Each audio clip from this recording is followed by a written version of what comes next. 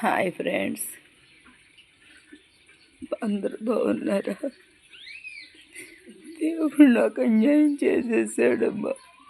మీరందరూ బాగుండాలని కోరుకున్నా. దేవుడు నాకు అన్యాయం చేశాడు. నా తోడు లేకుండా చేశాడు. నేను మీ ముందుకు ఎప్పుడు వస్తానో నాకు తెలియదు.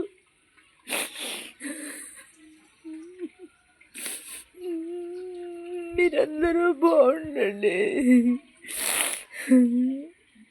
సమస్యలు వస్తే పరిష్కరించుకోండి. అమ్మా, ప్రేమించడం అంటే భర్తల్ని చంపేయడం కాదమ్మా. వాళ్ళ కోసం మనం పగలు బాధపడి వాళ్ళ ఆరోగ్యం బాగుండాలని కోరుకొని వాళ్ళ కోసం మనం ఉండాలమ్మా. ప్రేమించటం అంటే డబ్బు చూసి కాదమ్మా.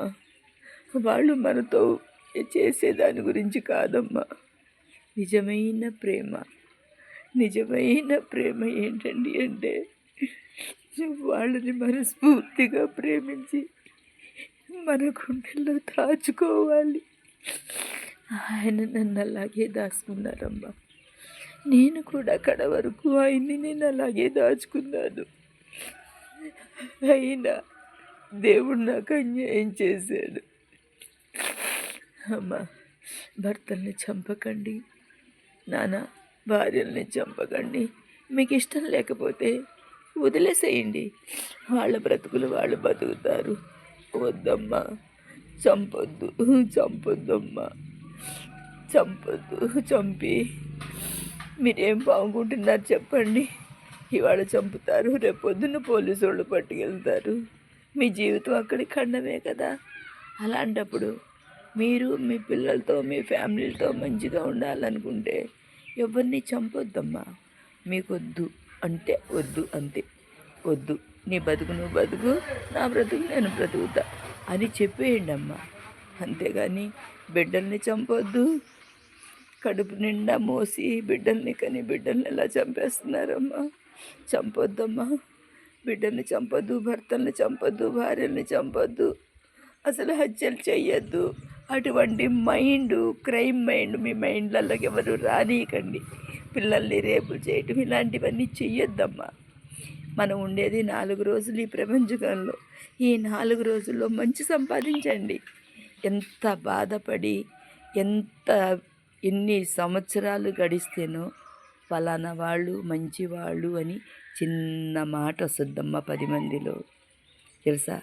చెడు సంపాదించాలంటే నిమిషం కూడా కాదు, సెకండేనమ్మా. మంచి సంపాదించాలంటే సంవత్సరాలు పడుతుంది తెలుసా. ఆ మంచి సంపాదించుకోండి. మనం పోయేటప్పుడు మన ఎమ్మట ఏమీ రాదమ్మా. ఫలానోళ్ళు చనిపోయారు అని అంటే, అరే ఫలానా అతను చనిపోయాడా, వాడు చాలా మంచివాడు, అరే ఫలానా ఆమె చనిపోయిందా, ఆమె చాలా మంచిది అని చెప్పుకోవాలే తప్ప మనమ్మట ఆస్తులు పాస్తులు బంగారాలు తిన్నది ఏదీ రాదమ్మా. అందుకని మీకు ఇష్టం లేదనుకోండి, వదిలేసేయండి. వాళ్ళ బతుకు వాళ్ళు బతుకుతారు, అంతే తప్ప ఎవరిని చంపకండి. బిడ్డల్ని పొట్టన పెట్టుకోకండి. తండ్రి బిడ్డలను వదిలేసిన తల్లి కడుపున దాచుకోవాలమ్మా బిడ్డల్ని. ఎందుకంటే మనం కన్నా పిల్లలు, మన పేగు తెంచుకొని పుట్టిన పిల్లలమ్మా. మన బిడ్డల్నే మనం చంపుకుంటే ఇక అసలు అది చెప్పుకోవటానికి కూడా లేదమ్మా. అంత మానవత్వం లేని పనులు చేయకండి. నేను వీడియోలలో ఎన్నో చూస్తున్నానమ్మా. వద్దమ్మా, వద్దు. మీకు లేదనుకోండి, 4 ఏళ్ళు పాసి పని చేసుకొని, లేకపోతే ఏదో ఒక పని చేసి, ఏదో ఒక విధంగా ఎలాగైనా సరే మీ బిడ్డల్ని పెంచి పోషించి పెద్ద చేసి ఒక చేతిలో పెట్టేయండి. ఒక చేతిలో పెట్టిన తర్వాత వాళ్ళ లైఫ్ వాళ్ళు చూసుకుంటారు. అంతే. మీ బాధ్యత మీరు కన్నందుకు మీరు చేసుకోండి. అంతేకాని బిడ్డల్ని చంపకండమ్మా, చంపకండి. ఎందుకమ్మా పెంచుకొని బిడ్డలు అలా చంపుకుంటున్నారు? నేను ఇలా అన్నానని అనుకోవద్దు. నేను ఇప్పట్లో మీ దగ్గరికి మీ ముందుకు రాలేను. ఎందుకంటే నా ప్రాణమే పోయింది. నా ప్రాణం పోయిన తర్వాత నేనున్నాను మరంటే అది దేవుడు నన్ను కూడా తీసుకెళ్తే బాగుండేది, కానీ దేవుడు నన్ను తీసుకెళ్ళలేదమ్మా. నిన్ను ఏం చేయి చెప్పండి. ఆయన తీసుకెళ్తాడని నేను ఎదురు చూస్తున్నాను.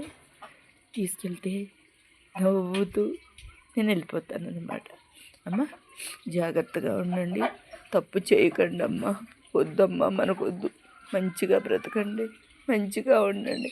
మీ గురించి 10 మంది మంచి చెప్పుకునేటట్టు బ్రతకండి అమ్మ. చెడు మనకొద్దమ్మా. అమ్మ ఉంటానన్న, బాయ్ అమ్మ.